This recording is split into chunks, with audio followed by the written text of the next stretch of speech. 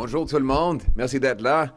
Avant de commencer, j'aimerais remercier les travailleurs qui sont en train de bâtir des logements et surtout mon ami, le policier et futur député pour Delta, Jesse Sahota.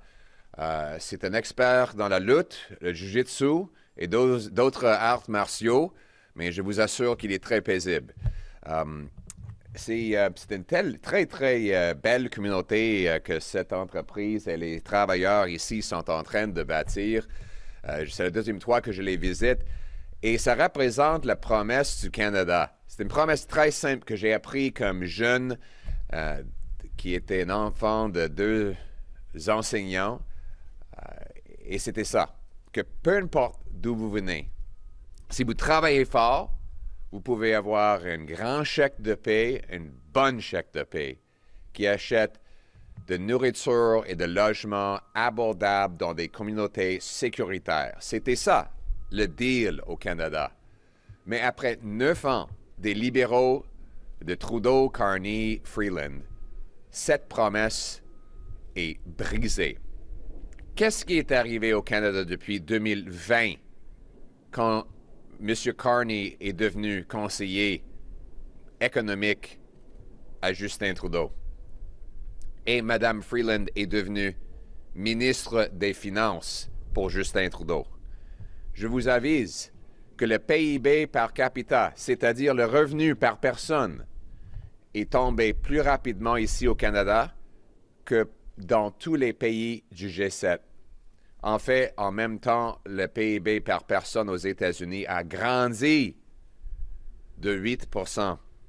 Vous vous demandez pourquoi on ne peut pas avoir de bonnes choses au Canada, comme les soins de santé, comme les aliments nutritifs, des logements ou des maisons? C'est parce qu'on ne fabrique moins de choses et on dépense plus pour les acheter, on emprunte et on imprime de l'argent pour payer la différence. Et ça fait grimper le coût et nous laisse avec une dette et des taux d'intérêt en hausse. Tout est brisé et le pays est fauché après 9 ans de Trudeau, sa ministre des Finances Freeland et son conseiller économique Carney. C'est le pire, littéralement le pire. Le Canada a connu le pire baisse de son revenu depuis le revenu par personne que depuis la Grande Dépression. Sous les libéraux de Carney, Trudeau et Freeland, le Canada a connu la pire croissance du revenu par personne de tous les gouvernements depuis les années 30. L'inflation immobilière au Canada est la pire du G7 depuis l'entrée en fonction de ce gouvernement libéral. L'OCDE a calculé que le Canada aura la pire croissance économique parmi tous ses membres pendant les prochaines 5 ans et les prochaines 35 ans. Ça signifie que si vous êtes un jeune aujourd'hui, votre salaire et niveau de vie seront de plus en plus inférieurs à ceux des jeunes de tous les autres pays avancés au monde. Et ce n'était pas comme ça avant. En effet, on était un pays riche avant les libéraux. Mais même l'économiste libéral Trevor Tombe s'en rend compte que l'économie est en chute libre après 9 ans de Carney, Freeland et Trudeau. Il a dit que, et je cite, « L'Ontario, par exemple, a un niveau de production économique par personne qui est similaire à celui de l'Alabama. Les Maritimes sont en dessus du Mississippi. Et le Québec et le Manitoba sont derrière la Virginie occidentale. Seul l'Alberta dépasse la moyenne américaine de 76 $. Et en fait, le PIB de Texas, un seul État, est maintenant plus grand que le PIB de tous les 10 provinces et 3 territoires du Canada combinés. Le Texas est à 10 millions de personnes de moins que le Canada et a une économie beaucoup plus grande que le nôtre. Et qu'est-ce que ça veut dire? Ça veut dire que chaque Canadien gagne 20 000 $ de moins qu'un Américain. 20 000. Et ça, c'est mesuré dans les dollars américains. C'est parce que les libéraux, avec l'appui du Bloc, ont massivement augmenté le coût de la bureaucratie, la dette, les taxes, les impôts. Ils ont bloqué des projets de l'infrastructure et les projets énergétiques, ce qui nous a affaiblis. Et maintenant, le président Trump voit la faiblesse que les libéraux ont créée et il est très heureux parce que ça lui donne beaucoup de pouvoir. Maintenant, le président Trump nous menace avec des tarifs et il veut enlever les emplois canadiens. La question, c'est pourquoi est-ce que les libéraux veulent l'aider à enlever ces emplois? Pourquoi les libéraux veulent-ils augmenter les taxes et les impôts sur l'énergie, sur l'investissement, sur le travail? Et maintenant, je vais parler d'une des hausses de taxes. La taxe sur les emplois. Les libéraux de Freeland, dans son budget, à elle, avec le conseil de Mark Carney, ont annoncé une augmentation dans la taxe sur l'investissement et les emplois. C'est la taxe sur les gains en capital. C'est une taxe sur les fermiers pendant une crise de coûts de nourriture. Une taxe sur les médecins pendant une pénurie de médecins. Une taxe sur la construction de logements pendant une crise de logement. Une taxe sur les petites entreprises lors d'une crise économique. C'est irresponsable.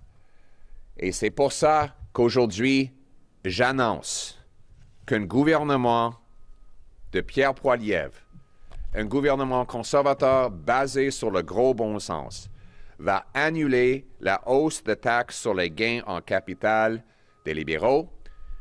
Je vais couper les taxes et les impôts sur l'énergie, investissement, le travail, la construction de logements pour ramener l'argent ici au Canada. Il va y avoir une grande réduction de taxes et impôts patriotiques pendant le gouvernement conservateur pour ramener les emplois ici et être assez fort pour faire face au président Trump. Et j'ai un message pour le président Trump. Le Canada ne sera jamais le 51e État des États-Unis. En fait, nous allons être plus forts dans la concurrence. Nous allons ramener les emplois et les entreprises ici au Canada en coupant les taxes et les impôts et en enlevant les barrières au développement économique qu'ont imposé les libéraux. Nous serons plus forts. Et il va y avoir des tarifs réciproques contre les Américains s'ils décident de façon non provoquée de nous attaquer économiquement. Nous allons défendre notre économie. Nous allons être forts. Nous allons éliminer la taxe de TPS sur les logements pour économiser 50 000 $ pour une jeune famille québécoise à acheter une maison. Seuls les conservateurs peuvent mettre fin au chaos. Maintenant, les libéraux ont perdu le contrôle. Ils ont perdu le contrôle de l'immigration, de l'inflation, des dépenses, des dettes. Et le Bloc veut encore semer le chaos avec les discussions de souveraineté. On n'a pas besoin de ce chaos. Nous avons besoin de la force. Nous avons besoin de l'unité pour ramener notre pays plus fort et pour ramener l'argent, l'investissement, les emplois ici au Canada. On va unir notre pays. On va ramener la promesse du Canada que chaque personne qui travaille fort peut avoir un plus grand chèque de paie capable d'acheter de nourriture et de logements abordables dans les communautés sécuritaires, un pays libre et fort, le Canada d'abord, le Canada toujours. Merci beaucoup. And now in English. Thank you very much, everyone. I want to thank the incredible workers who build these beautiful homes. They are the backbone of our country, and it would be nice if the people who built our homes could afford to live in those homes again, like they could before the 9 years of the Carney, Freeland, Trudeau Liberal government. I want to thank the great Jesse Sahota, who is a police officer that has been keeping our community safe, a wrestling coach who is a great mentor to the youth, and a master in jiu-jitsu and other martial arts. but I assure you he is a gentle giant. So thank you very much, Jesse, for being the future Member of Parliament for Delta. You ever wonder why we can't have nice things in Canada anymore? Like healthcare, or affordable food, or homes, the stuff we used to take for granted as Canadians? You ever wonder why that is? After 9 years of Trudeau, Freeland, and Carney being in power. You know, in 2020, Carney started advising Trudeau on economics, right when Freeland became the finance minister. And what has been the result of this pact? Well, Canada's per capita GDP, income per person, has dropped more than any other country in that time period. Since 2020, our GDP per capita has dropped more than any other G7 country. That means lower wages and less purchasing power. We've seen $500 billion of Canadian investment pour into the United States to build pipelines, mines, factories, homes, and other infrastructure, creating American jobs with Canadian investment dollars. What has this meant in human terms? 2 million people lined up at food banks. A quarter of our population is now living in poverty. Stats Canada says that we now have the biggest gap between rich and poor since Stats Canada began recording that stat point in 1999. Our money is pouring out of Canada after Liberals, Carney, Trudeau, and Freeland blocked major resource projects, raised taxes on work, energy, and saving, and after they ran up huge deficits with massive overspending. That is the record of Carney and Freeland. Now they have a carbon tax that's 17 cents a liter. Carbon tax Carney has said the tax is not high enough and that it is rising too slowly for him. He wants it to rise even more. Chrystia Freeland has passed into law an increase to 61 cents a liter over the next 5 years. These lying Liberals will deny that right before the election to try and trick Canadians into letting them back in to raise taxes all over again. And then there's the jobs tax. In the budget of last year, Chrystia Freeland announced a capital gains tax hike. Now 66% of investment gains will be taxed under the Carney, Trudeau, Freeland Liberals. This is a tax on home builders when we have a housing shortage, a tax on doctors when we have a doctor shortage. It is a tax on small business when we have an economic crisis. It's a tax on farmers when we have a food price crisis. And it will send billions of dollars away. According to C.D. Howe, this tax will cost 400,000 jobs. How many of those jobs are represented here? Which one of these workers is going to lose their jobs because of this tax increase? How are they going to pay their bills when this Liberal tax increase is fully implemented? Well, the good news is common sense Conservatives are announcing today that under a Pierre Poilièvre-led government, I will axe the Liberal jobs tax and reverse the capital gains hike that Chrystia Freeland announced last spring. We will bring down taxes. In fact, I will bring in, it's going to be called the Bring It Home tax cut. It will reduce taxes on work, investment, making stuff, building homes, and energy so that we can bring home more powerful paychecks and production to Canada. And now more than ever, we need it. President Trump has said he wants to tariff our country. We cannot afford economically destructive Liberal taxes that will drive even more business and jobs out of our country. We need to stand strong. My message to President Trump is this: Canada will never be the 51st state, and not only that, the free ride is over. The era of Liberal tax increases and anti-development policies that have driven $500 billion of our money south of the border is over. I will be cutting taxes, removing red tape, and unleashing free enterprise to bring home hundreds of billions of dollars of production and paychecks to this country. We will be a fierce free enterprise economy that delivers powerful paychecks to our people, that will allow anyone from anywhere to achieve anything, that guarantees that hard work gets you a powerful paycheck that buys affordable food and homes in safe neighborhoods. That is how we bring it home for Canada. That is how we put Canada first. Canada first, Canada last, Canada always. Let's bring it home. Thank you. We'll now take questions from the floor. Hello, my name's Yvette Brand. I'm from CBC. Could I ask that you also answer in French for my colleagues who... yes, of course. Thank you very much. Oui, merci. Yeah. You could be Prime Minister within a few months in this country. Would you be willing to impose export tax or restrictions on Canadian oil?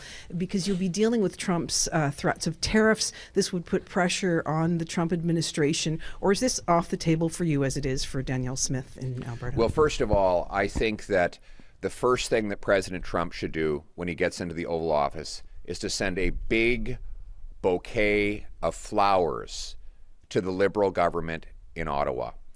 By blocking pipelines and LNG plants in Canada, the Liberals have forced Canadians to sell almost all of our energy to the United States, giving President Trump massive leverage in making these tariff threats.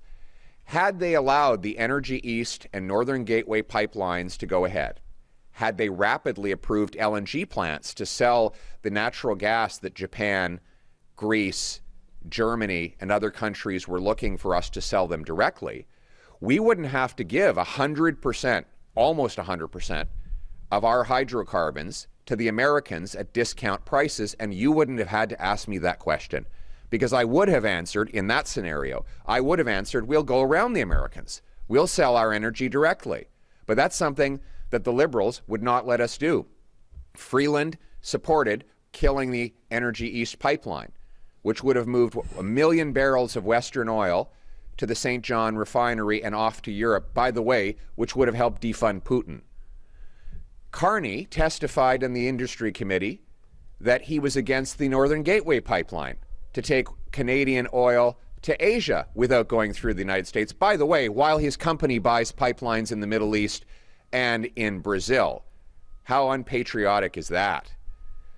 So, frankly, the Liberals have got us in this mess by making us beholden to the Americans and giving them, the Americans, our energy at massive price discounts, selling our oil for $15 typically below the market rate, and selling them natural gas for $4 per million metric British thermal units when they're going for $13 in Europe. That is economic sadomasochism, and I will put an end to it. When I'm Prime Minister, we will repeal the anti-energy law C-69. We will rapidly approve LNG plants and any other private sector unsubsidized investments to expand our ability to sell our energy without going through the Americans.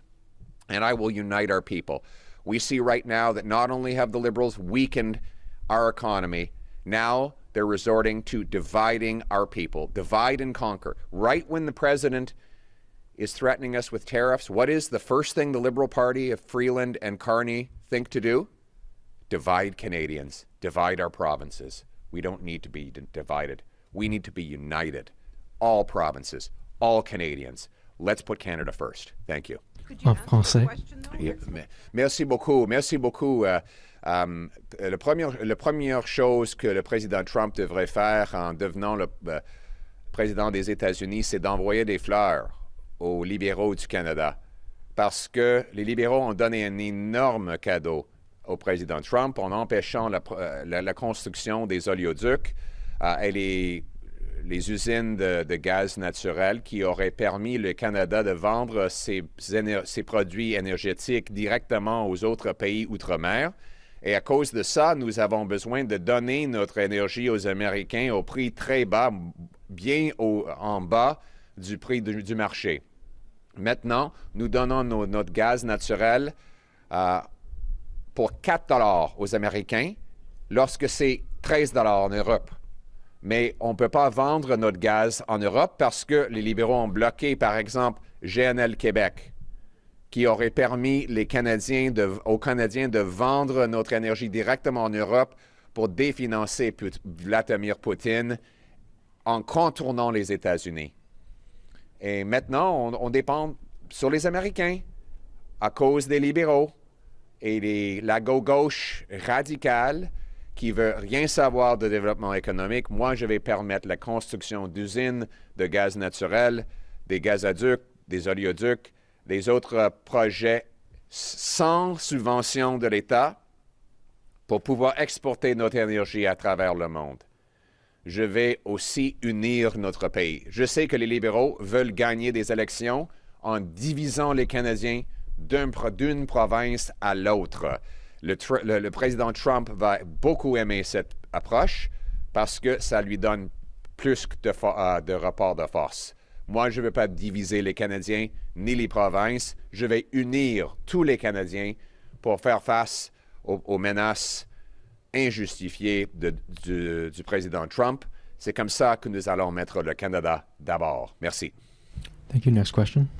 Good morning, Andrea McPherson, Global News. Your reaction to Danielle Smith's refusal to sign that joint agreement on the tariff retaliation plan by the premiers and the impact you think that will have on Canada's battle against the tariffs? Yes, I mean, like I said, I think the first thing President Trump will do when he takes office is to send a bouquet of flowers to the Liberals of Freeland, Carney, and Trudeau, who have weakened and divided our country and given him the upper hand. The Liberals have forced Canadians to sell 100% of our oil and gas to the Americans at discount prices, which has put us in this position of weakness. It'd be nice if we had pipelines and export terminals that could take our energy to Asia and Europe without going through the United States.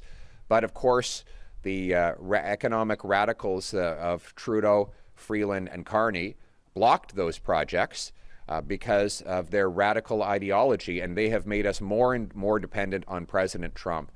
And my approach will be exactly the opposite. I will quickly approve energy projects to send our energy to the rest of the world without relying on Americans, and we will make our country more self-reliant and independent. I will also unite our country.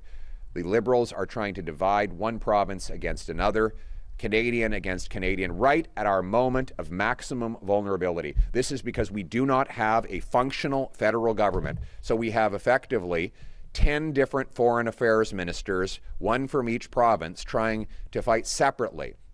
If we had a carbon tax election now, we could elect a strong, stable, national majority government that would stand up for all Canadians, all industries, in all provinces, and that's what we need to do. En français. Merci beaucoup. Comme j'ai dit, les libéraux ont affaibli le Canada en bloquant les projets de l'infrastructure énergétique qui a forcé les Canadiens de vendre notre énergie aux Américains au prix très, très bas, en bas du prix du marché. Et maintenant, nous sommes dans une position très vulnérable. Mais en plus, les libéraux veulent gagner des élections en divisant les provinces et les Canadiens l'un contre l'autre au moment de maximum vulnérabilité. Encore, le président Trump va voir la faiblesse que les libéraux ont imposée sur le Canada. C'est assez. Maintenant, nous avons besoin d'un nouveau gouvernement, de gros bon sens qui va unir les Canadiens, qui est assez fort pour faire face au président Trump, qui va ramener la production ici au Canada et qui va défendre tous les Canadiens. Le Canada d'abord, le Canada avant tout. Thank you. Next question. Hi, Monica Gould with City News. Barring any last-minute changes, TikTok is set to be banned in the U.S. this weekend. I'm curious what your thoughts are on a ban, and if you were to form government, if that is something you would pursue because of the national security concerns. It's a good question. I've already ordered all of our conservative MPs, senators, and our staff to stay away from TikTok altogether. stop using it because it risks infiltration and espionage and manipulation by the hostile regime in Beijing. I'll be following the decision in the United States very carefully. I don't have anything to announce right now, but it's a very good question and we'll be following it. Thank you. En français. Merci beaucoup, madame. C'est une bonne question. J'ai déjà banni tous les membres de notre parti au Parlement, au Sénat, nos adjoints d'utiliser le TikTok dans leur travail. Nous allons suivre la décision des Américains avec beaucoup d'intérêt. Il faut protéger les Canadiens contre l'espionnage et l'ingérence étrangère qui a grandi énormément après 9 ans des libéraux. Et on va défendre notre pays dans la meilleure façon. Thank you. This will be the final question. Thank you, Brenna Owen, Canadian Press. So just to clarify, do you support including oil and gas in any retaliatory tariffs? We don't import almost any oil and gas from the Americans, at least raw oil and gas. We mostly export it. So I'm not sure I understand your question when you say tariffs on American oil and gas. We don't import very much. Unfortunately, what we do is we send them our raw materials. They send it back refined. We don't have the value-added jobs in Canada, and that's because our very high taxes and heavy red tape have made it impossible for us to expand our industrial base and to make ourselves more self-reliant. But what I will do is axe the Liberal jobs tax, and I should mention, I forgot to mention this in my remarks, I will also be slashing corporate welfare. That's the subsidies and the handouts we give to big businesses so that we can use those savings to make sure that getting rid of this tax hike does not add to our deficit. I've committed to a dollar for dollar principle. Every time I spend a dollar or lose a dollar in tax revenues, I will find the savings so that we reduce the deficit. Et je vais répéter ça en français. Je vais couper la BS coopératif. Je vais couper la BS coopératif pour réduire le coût pour les contribuables et assurer que renverser la taxe sur les gains en capital n'ajoute pas au déficit. C'est responsable. Donc, c'est ça l'approche que je vais prendre. Donc, merci beaucoup. Thank you, everyone.